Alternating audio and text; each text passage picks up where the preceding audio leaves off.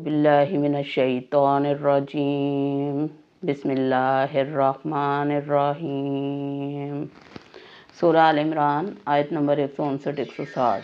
अल्लाह ताला फरमाते हैं, फ़बिमा रहमतिम मिनल्लाहि लिन्ता लहुम वलौ कुन्ता फ़ज़्ज़न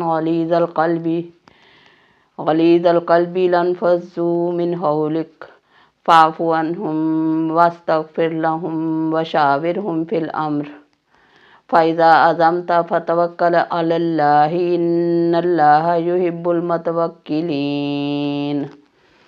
इन यंसुरुकुमुल्लाहु फला गालिब लकुम व इन यख़्ज़ुलकुम फमन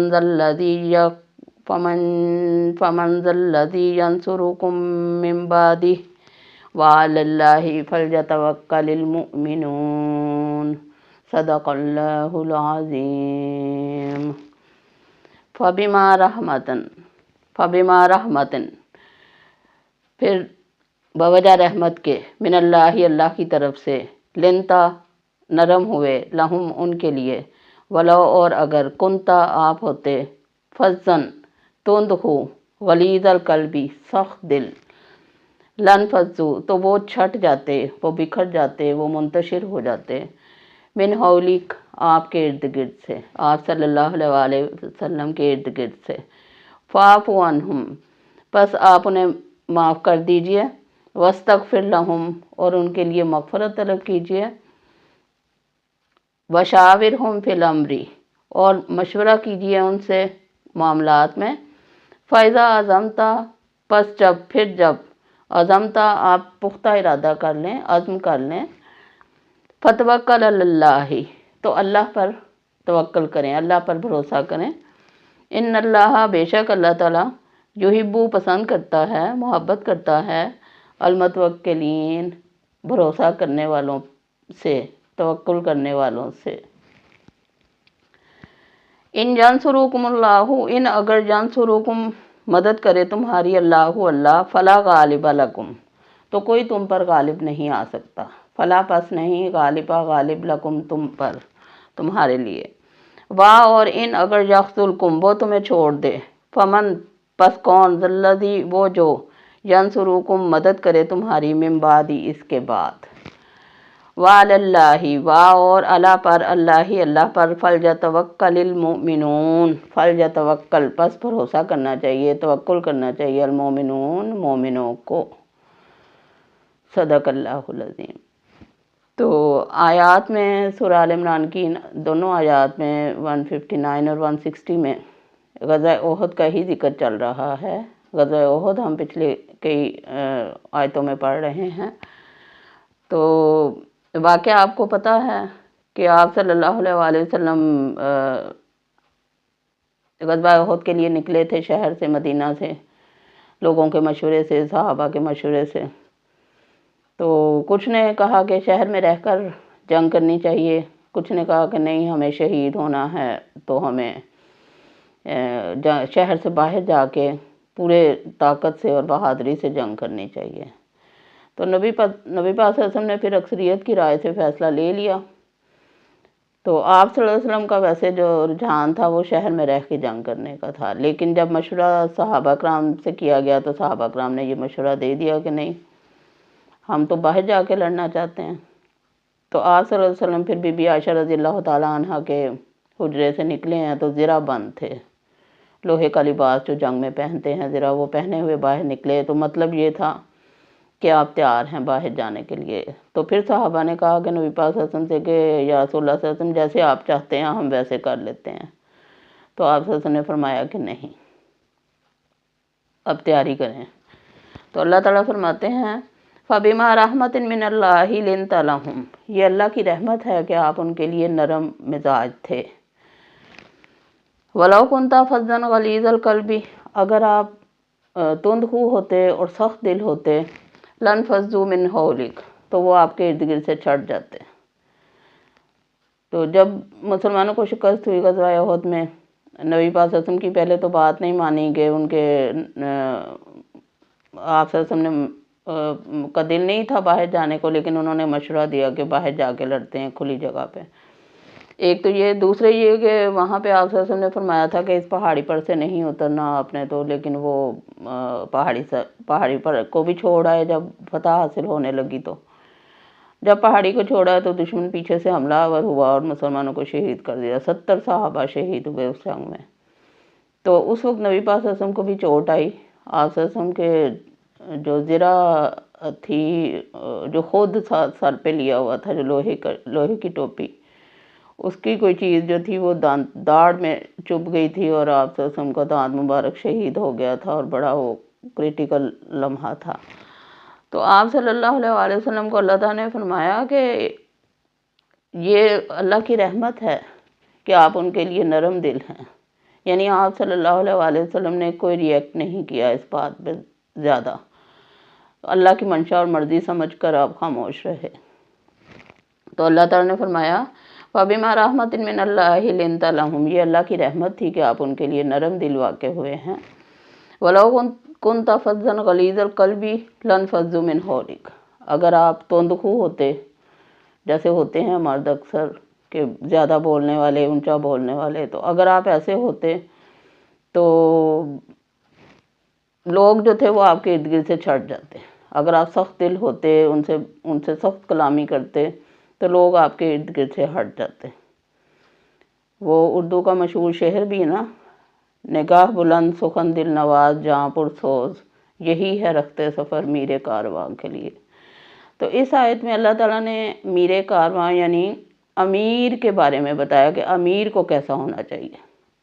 جو امیر بنتا ہے کسی جماعت کا، مسلمان جماعت کا، تو اس کو کیسا ہونا چاہیے کہ اس کو تندخو نہیں ہونا چاہیے، نرم مزاج، نرم گو ہونا چاہیے، اور دوسرے یہ کہ اس کو سخت دل نہیں ہونا چاہیے، نرمی ہونی چاہیے اس کے دل میں لوگوں کے لیے، پیار، محبت، نرمی، یہ چیزیں اس کے لیے زیادہ ضروری ہیں باقی لوگوں کی نسبت، کیونکہ اس نے ایک قافلے کو لے کر چلنا ہوتا ہے، ایک محاذ کو سر کرنا ہوتا ہے، تو لوگ اس کے پاس سے ہٹ جائیں گے اس کی تندخوئی کی وجہ سے، تو اکیلا بندہ تو کچھ نہیں کر سکتا۔ ید اللہ علی الجماع، اللہ کا ہاتھ ہوتا ہے جماعت پر۔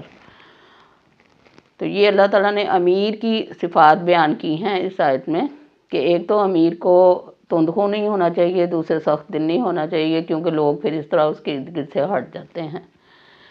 پھر فرمایا فَاعْفُ عَنْهُمْ وَاسْتَغْفِرْ لَهُمْ، کہ آپ ان کے لیے ان کو معاف بھی کر دیں، اور نہ صرف معاف کر دیں بلکہ ان کے لیے استغفار بھی کیجیے، اللہ سے معافی بھی مانگیے ان کے لیے۔ اور آپ صلی اللہ علیہ وسلم نے تو فرمایا تھا کہ میں ہر روز 70 بار اللہ سے مغفرت طلب کرتا ہوں۔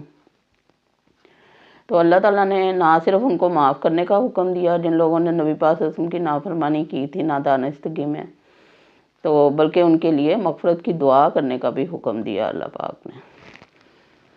وَشَاوِرْهُمْ فِي الْأَمْرِ، تیسری چیز بیان کی کہ ان سے پھر مشورہ لینا نہ چھوڑیں۔ ایسا نہ ہو کہ آپ سوچیں کہ انہوں نے پہلے غلط مشورہ دیا تھا تو اب میں ان سے مشورہ نہیں کرتا، ایسا نہیں سوچنا، بلکہ ان سے مشورے بھی کرتے رہنا ہے تاکہ وہ ڈی گریڈ نہ ہوں، ان کی عزت اور وقار بحال رہے، جو آپ کے ساتھ میدان جنگ میں آئے ہیں اللہ کے دین کی خاطر۔ تو اللہ تعالیٰ نے 3 چیزیں یہاں ارشاد فرمائی کہ ایک تو ان کو معاف کر دیجئے، فَاعْفُوا عَنْهُمْ، درگزر کیجئے ان سے، دوسرے یہ کہ ان کے لیے اللہ سے مغفرت اور معافی طلب کرتے رہیں، بخشش طلب کرتے رہیں، تیسرے کہ ان سے مشورہ لینا نہ چھوڑیں، مشورہ لیتے رہیں ان سے، کیونکہ قرآن میں اللہ تعالیٰ نے سورہ شورى میں فرمایا وَأَمْرُهُمْ شُورَىٰ بَيْنَهُمْ، کہ ان کے آپس کے معاملات باہمی مشورے سے طے پاتے ہیں۔ تو مشورے کو اسلام میں بہت اہمیت حاصل ہے۔ صلح حدیبیہ میں بھی آپ نے دیکھا تھا کہ جب نبی پاک صلی اللہ علیہ وسلم کو انہوں نے اور صحابہ کو عمرہ نہیں کرنے دیا تھا مشرکین نے، تو آپ صلی اللہ علیہ وسلم نے صحابہ کرام سے فرمایا تھا کہ اپنے سر منڈوا لو اور قربانی کر دو، تو وہ شش و پنج میں پڑ گئے۔ تو آپ صلی اللہ علیہ وسلم خیمے میں آئے اور امہات المومنین سے ایک جو زوجہ محترمہ آپ کے ساتھ تھیں، انہوں نے فرمایا کہ آپ جا کے آپ دل شکستہ نہ ہوں بلکہ آپ باہر جائیں اور آپ اپنی قربانی کیجئے۔ تو ایسا ہی ہوا کہ ان کے مشورے سے پھر آپ صلی اللہ علیہ وسلم نے قربانی شروع کی، تو سارے لوگوں نے پھر قربانیاں کر دیں اور سر منڈوا لیے تھے۔ تو مشورے کو بہت اہمیت حاصل ہے۔ حضرت بی بی عائشہ رضی اللہ تعالیٰ عنہ فرماتی ہیں کہ میں نے نبی پاک صلی اللہ علیہ وسلم سے زیادہ کسی کو مشورہ کرتے ہوئے نہیں دیکھا، اور آپ صلی اللہ علیہ وسلم اکثر حضرت خدیجہ رضی اللہ تعالیٰ عنہ سے مشورے کیا کرتے تھے اپنی زوجہ محترمہ سے۔ پھر فرمایا فَإِذَا عَزَمْتَ فَتَوَكَّلْ عَلَى اللَّهِ، پھر جب آپ پختہ ارادہ کر لیں کسی کام کا تو پھر اللہ پہ بھروسہ کریں کہ اللہ مددگار ہے آپ کا، تو اللہ سے دعا کریں، فتح کی دعا کریں۔ تو نبی پاک صلی اللہ علیہ وسلم نے جب صحابہ کا مشورہ سنا تو آپ صلی اللہ علیہ وسلم زرہ لگا کے زرہ باندھ کے باہر آ گئے تھے، یعنی اللہ پہ توکل کیا۔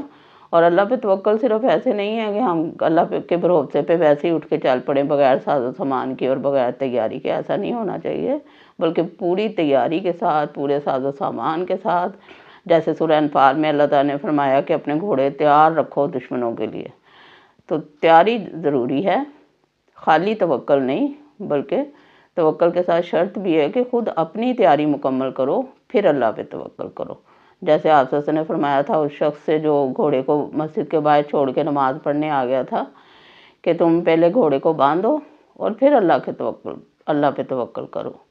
تو توکل کا مطلب یہ ہے کہ ہم اپنی تیاری اپنی سی پوری بھرپور تیاری جدوجہد کریں اور پھر ہم نتیجہ اللہ پہ چھوڑ دیں، اللہ تعالیٰ پھر ان کی مدد کرتا ہے۔ ان اللہ یحب المتوکلین، کیونکہ اللہ تعالیٰ متوکلین، بھروسہ کرنے والوں، توکل کرنے والوں سے محبت کرتا ہے، ان کو پسند کرتا ہے۔ ظاہر ہے یہ اللہ کے ہونے کا یقین ہی ہے نا، جب انسان اللہ پہ توکل کرتا ہے تو اللہ تعالیٰ کو یہ چیز بہت پسند آتی ہے۔ نبی پاک صلی اللہ علیہ وسلم نے فرمایا تھا قل آمنت باللہ ثم استقم، تم کہو کہ میں اللہ پر ایمان لایا اور پھر اس پر قائم ہو جاؤ۔ پھر فرمایا ان ینصرکم اللہ فلا غالب لکم، اگر اللہ تمہاری مدد کرے گا، ہم اللہ پہ توکل کریں گے، اللہ ہماری مدد کرے گا، تو پھر کوئی ہم پہ غالب نہیں آ سکتا، تم پہ کوئی غالب نہیں آئے گا اگر اللہ کی نصرت اور مدد ہمارے ساتھ ہوگی۔ آپ نے دیکھا غزوہ بدر میں اللہ تعالیٰ نے فرشتوں سے کیسے مدد کی تھی مسلمانوں کی، تو پھر اللہ تعالیٰ کی تائید و مدد پہنچ جاتی ہے اگر ہم توکل کریں اور اللہ کی مدد ہمارے ساتھ ہو تو کوئی غالب نہیں آ سکتا۔ پھر اللہ تعالیٰ نے فرمایا کہ انتم الاعلون ان کنتم مومنین، اگر تم مومن ہوگے تو تمہیں غالب رہو گے۔ تو یعنی اللہ پر ایمان جو رکھتا ہے وہ دنیا میں غالب رہتا ہے، اور ایمان بھی خلوص نیت سے، خلوص دل سے، ریاکاری سے پاک ہونا چاہیے۔ وَإِنْ يَخْذُلْكُمْ فَمَنْ ذَا الَّذِي يَنْصُرُكُمْ مِنْ بَعْدِهِ، اور اگر وہ تمہیں چھوڑ دے گا، نعوذ باللہ، اللہ کسی کو نہ چھوڑے، اگر وہ تمہیں چھوڑ دے گا تو پھر کون ہے جو تمہاری مدد کرے گا؟ کوئی بھی نہیں ہے۔ اللہ ساری طاقت، ساری قدرت، سارا اختیار تو اللہ ہی کا ہے، تو اللہ کے سوا کون کچھ کر سکتا ہے؟ جو اللہ کی مرضی ہے، جو وہ چاہے گا وہی ہوگا۔ ہم جتنا مرضی جو مرضی چاہتے رہیں، ہماری مرضی پوری نہیں ہو سکتی جب تک کہ اللہ کی مرضی شامل حال نہ ہو۔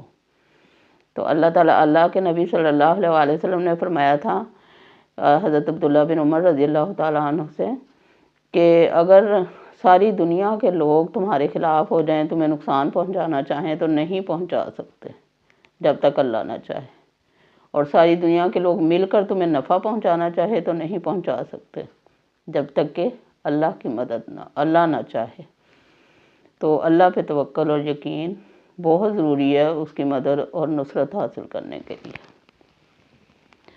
وَعَلَى اللَّهِ فَلْيَتَوَكَّلِ الْمُؤْمِنُونَ، اللہ تعالیٰ نے مومنوں کو حکم دیا ہے کہ مومنوں کو صرف اللہ ہی پر توکل کرنا چاہیے۔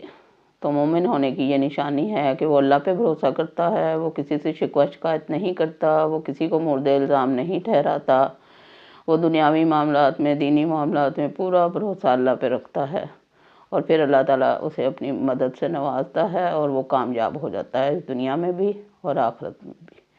اللہ تعالیٰ ہم سب کو توفیق دے کہ ہم اللہ پہ توکل کرنے والے، اس پہ بھروسہ کرنے والے بنیں، آمین۔